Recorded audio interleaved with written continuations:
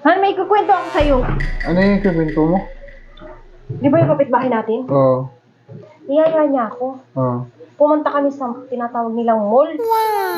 Punta Tapos? pala doon? Oo. Oo. Dapat sinama mo din ako.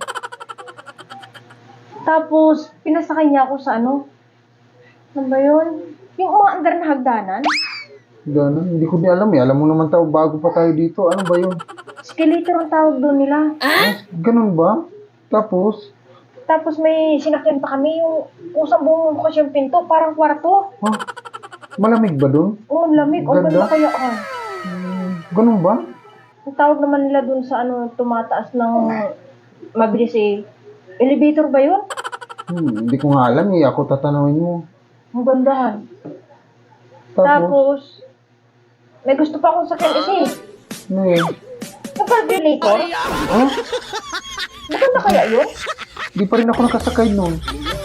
Kaya makasakay ako doon.